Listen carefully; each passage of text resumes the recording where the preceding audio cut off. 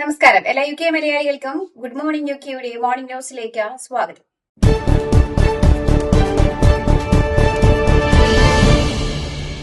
House of ലോർഡ്സിലെ labour പാർട്ടിയുടെ ശക്തി വർദ്ധിപ്പിക്കുന്നതിനായി പ്രധാനമന്ത്രി കെയർ സ്റ്റാർമർ 25 പുതിയ ലേബർ പിയർമാരെ നിയമിച്ചു. മുൻ സർക്കാർ ഉന്നത ഉദ്യോഗസ്ഥരും പാർട്ടി സഹായികളുമായ നിരവധി പേരാണ് ഈ പട്ടികയിൽ ഉൾപ്പെട്ടിരിക്കുന്നത്. മുൻ communications director Matthew Doyle, Rachel റേസിന്റെ മുൻ chief of staff KT Martin എന്നിവരും പട്ടികയിൽ ഉൾപ്പെട്ടിട്ടുണ്ട്. ഈ നിയമനങ്ങളോടെ സ്റ്റാർമർ നിയമിച്ച പിയർമാരുടെ ആകെ എണ്ണം 62 എണ്ണായി. ഇതിൽ കഴിഞ്ഞ ഡിസംബറിൽ പ്രഖ്യാപിച്ച 30 പേരും മന്ത്രിസ്ഥാനങ്ങൾ ഏറ്റെടുക്കുന്നതിനായി സൃഷ്ടിച്ച 7 പിയർമാരും ഉൾപ്പെടുന്നുണ്ട്. 2030 അവസാനത്തോടെ വിദ്യാർത്ഥികൾക്ക് അവരുടെ GCSE A-ലെവൽ പരീക്ഷകൾ ലാപ്ടോപ്പിൽ എഴുതുവാൻ സാധ്യത തുറക്കുന്നു. ഇംഗ്ലണ്ടിലെ യോഗ്യതാ നിരീക്ഷണ ഏജൻസിയായ അഫ്കലാണ് ഇക്കാര്യം അറിയിച്ചത്. കൈപേശികൾക്ക് ആവശ്യത്തിന് ബലമില്ല എന്നതിനാൽ പരീക്ഷ എഴുതുമ്പോൾ ക്ഷീണം അനുഭവപ്പെടുന്നുണ്ടെന്ന് വിദ്യാർത്ഥികൾ പരാതിപ്പെടുന്ന സാഹചര്യത്തിലാണ് ഓൺ-സ്ക്രീൻ അസസ്മെന്റുകൾ അവതരിപ്പിക്കുന്നതിനെക്കുറിച്ച് അഫ്ഗാൻ 3 മാസത്തെ പൊതു കൺസൾട്ടേഷൻ ആരംഭിക്കുന്നത്. അഫ്ഗാനിയുടെ നിർദ്ദേശങ്ങൾ പ്രകാരം 4 പ്രധാന പരീക്ഷാ ബോർഡുകൾക്കും 2 പുതിയ ഓൺ-സ്ക്രീൻ പരീക്ഷാ സിലബസുകൾ തയ്യാറാക്കുവാൻ അനുവാദം നൽകും. 1 ലക്ഷത്തിൽ താഴെ പരീക്ഷാർത്ഥികളുള്ള വിഷയങ്ങളിലാണ് ഇത് നടപ്പിലാക്കുന്നത്. അതിനാൽ GCSE മാത്സ് ഇതിൽ ഉൾപ്പെടില്ല. പക്ഷേ GCSE ജർമ്മൻ പോലെയുള്ള വിഷയങ്ങൾ ഉൾപ്പെടും. അതേസമയം ഉപകരണങ്ങൾ ലഭ്യമാക്കുന്ന കാര്യത്തിൽ തുല്യത, സൈബർ സുരക്ഷ, സാങ്കേതിക തകരാർ എന്നിവയുമായി ബന്ധപ്പെട്ട ആശങ്കകൾ ഉയർന്നിട്ടുമുണ്ട്. പരീക്ഷാ മുറികളിൽ കൂടുതൽ സ്പേസും വലിയ ഡെസ്കുകളും ഇതിനായി വേണ്ടിവരും. വിദ്യാർത്ഥികളുടെ സ്വന്തം ഉപകരണങ്ങൾ ഉപയോഗിക്കുവാൻ അനുവദിക്കില്ലെന്നും സ്കൂളുകൾക്ക് പേപ്പർ, ഓൺ സ്ക്രീൻ എന്നീ രണ്ടും വേറിട്ട യോഗ്യതകളായി തെരഞ്ഞെടുക്കാനാകുമെന്നും അഫ്ഗാൻ വ്യക്തമാക്കി. റെസിഡന്റ് ഡോക്ടർമാരുടെ പണിമുടക്ക് ഒഴിവാക്കിയേക്കാം. 5 ദിവസത്തെ സമരം ഒഴിവാക്കുവാൻ സർക്കാർ പുതുക്കിയ പാക്കേജ് മുന്നോട്ട് വെച്ചു. സർക്കാർ ചർച്ചയ്ക്ക് ഒരുക്കമായതോടെ ആരോഗ്യ മേഖലയിലെ വലിയ ആശങ്കകൾക്കാണ് താൽക്കാലികമായി വിരാമമിടുന്നത്. സ്പെഷ്യലിസ്റ്റ് പരിശീലന തസ്തികകളുടെ ദ്രുതഗതിയിലുള്ള വിപുലീകരണം, പരീക്ഷാ ഫീസ് പോലുള്ള സ്വന്തം ചെലവ് വഹിക്കുന്നത് എന്നിവയും സർക്കാർ മുന്നോട്ട് വെക്കുന്ന ഓഫറിൽ ഉൾപ്പെടുന്നുണ്ട്. എന്നാൽ അധിക ശമ്പളം നൽകുമെന്ന വാഗ്ദാനങ്ങളൊന്നും ഇതിൽ ഉൾപ്പെടുത്തിയിട്ടുമില്ല. കഴിഞ്ഞ 3 വർഷത്തിനിടെ ഏകദേശം 30% ശമ്പള വർധനവുണ്ടായതിനാൽ ഇക്കാര്യത്തിൽ ചർച്ച നടത്തില്ലെന്ന തീരുമാനത്തിലാണ് ആരോഗ്യ സെക്രട്ടറി.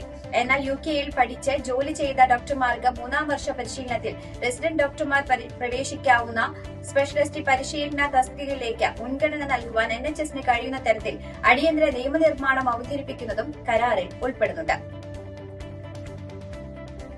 മുൻ കാമുകിയുടെ സഹോദരിയെയും 3 മക്കളെയും കൊലപ്പെടുത്തിയ കേസിൽ ശരാശരി കുറ്റക്കാരനാണെന്ന് ഡോങ്കാസ്റ്റർ ക്രൗൺ കോടതി കണ്ടെത്തി. 2024 ഓഗസ്റ്റ് 21-നായിരുന്നു സംഭവം. കാമുകിയുടെ സഹോദരിയെയും 3 മക്കളെയും ഉൾപ്പെട്ട വീടിന് തീ ഇട്ടിട്ടായിരുന്നു കൊലപ്പെടുത്തിയത്. മുൻ കാമുകിയെ അറ്റോർണിയുടെ ബന്ധം അവസാനിപ്പിച്ചതിൽ നിന്നുണ്ടായ വൈരാഗ്യമാണ് ഇതിന് കാരണം. വീടിനുള്ളിൽ പെട്രോൾ ഒഴിച്ച് തീ പിടിപ്പിക്കുന്നതിനിടയിൽ അലിയുടെ ശരീരത്തിലും 80% ഗുരുതരമായ പൊള്ളലേറ്റിരുന്നു. ഇതിന് പിന്നാലെ ഇയാൾ മാസങ്ങളോളം ചികിത്സയിലുമായിരുന്നു. സ്കോട്ട്ലാൻഡിലെ കെയർ ഹോമിൽ സഹപ്രവർത്തകയെ ബലാത്സംഗം ചെയ്യുകയും മറ്റു 2 സ്ത്രീകളെ ലൈംഗികമായി അതിക്രമിക്കുകയും ചെയ്ത കേസിൽ മലയാളിയായ നഴ്സിന് 7 വർഷവും 9 മാസവും തടവ് ശിക്ഷ ലഭിച്ചു.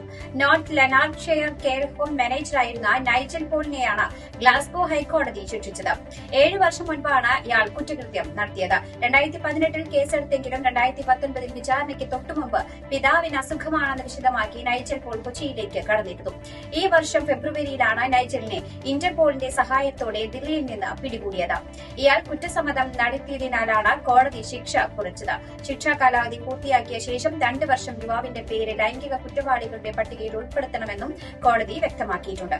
ഇന്ത്യൻ പൌരത്വം ഉപേക്ഷിച്ച് ബ്രിട്ടീഷ് പൌരത്വം സ്വീകരിച്ച വ്യക്തിയായ ഇയാളെ ഇന്റർപോൾ സഹായത്തോടെയാണ് പോലീസ് അറസ്റ്റ് ചെയ്തിരിക്കുന്നത്. UKയിൽ മലയാളി യുവാവ് ഹൃദയാഘാതം മൂലം മരണപ്പെട്ടു. ഓക്സ്ഫോർഡ് യൂണിവേഴ്സിറ്റി ഹോസ്പിറ്റലിൽ ജോലി ചെയ്തിരുന്ന തിരുവനന്തപുരം സ്വദേശി അഖിൽ മായ മണികണ്ഠനാണ് മരണപ്പെട്ടത്. 33 വയസ്സായിരുന്നു. ഓക്സ്ഫോർഡ് ആശുപത്രിയിൽ 3 വർഷമായി ODP ആയി ജോലി ചെയ്തിരുന്ന അഖിലിനെ ജോലിക്കിടെയാണ് ഹൃദയാഘാതമുണ്ടായത്. ടോയ്ലറ്റിലേക്ക് പോകും വഴി കുഴഞ്ഞു വീണ അഖിലിനെ അടിയന്തര ചികിത്സ ലഭ്യമാക്കിയെങ്കിലും ജീവൻ രക്ഷിക്കുവാൻ ആയില്ല. ആതിര ലീന വിജയ ആണ് ഭാര്യ. 6 വയസ്സുള്ള അധവ് കൃഷ്ണ അഖിൽ ഏകമകനാണ്. ഇപ്സ്വിച്ചിലെ Ave Maria Syro Malabar mission Natale harmonies 2025 എന്ന ഓൾ ക്വീൻസ്ലാൻഡ് എക്യുമെനിക്കൽ കാരൽ മത്സരം സംഘടിപ്പിച്ചു. നവംബർ 30 നടന്ന ക്രിസ്മസ് ആഘോഷത്തിൽ ക്വീൻസ്ലാൻഡിലെ വിവിധ ഭാഗങ്ങളിൽ നിന്നുള്ള മലയാളികൾ പങ്കെടുത്തു. വിവിധ കാരൽ തീമുകളുടെ മനോഹരമായ അവതരണങ്ങൾ കാണികൾക്ക് ആവേശമായി. മത്സരത്തിൽ 1, 2, 3 സ്ഥാനക്കാർക്ക് ആകർഷകമായ പ്രൈസുകളും ക്യാഷ് പ്രൈസുകളും ട്രോഫികളും സമ്മാനിച്ചു. കുർബാനയോടെയാണ് പരിപാടികൾ ആരംഭിച്ചിരുന്നത്. വൈകുന്നേരം മുഴുവൻ കാരൽ ഗാനങ്ങളുടെ ഇടയം നിറഞ്ഞു നിന്ന വേദിയിൽ കുട്ടികളുടെയും മുതിർന്നവരുടെയും സജീവ പങ്കാളിത്തം ക്രിസ്മസ് ആഘോഷത്തിന് പുത്തനുണർവ് നൽകി. സാന്താക്ലോസിന്റെയും സാന്നിധ്യം, മനോഹരമായ ക്രിസ്മസ് അലങ്കാരങ്ങൾ അതിഥികൾക്ക് ആഘോഷം സൃഷ്ടിച്ചു. തദ്ദേശ തെരഞ്ഞെടുപ്പിൽ വോട്ട് ചെയ്ത മുഖ്യമന്ത്രി പിണറായി വിജയൻ. പിണറായി ചേരിക്കൽ ജൂനിയർ LP സ്കൂളിൽ എത്തിയാണ് മുഖ്യമന്ത്രി പിണറായി വിജയൻ വോട്ട് ചെയ്തത്.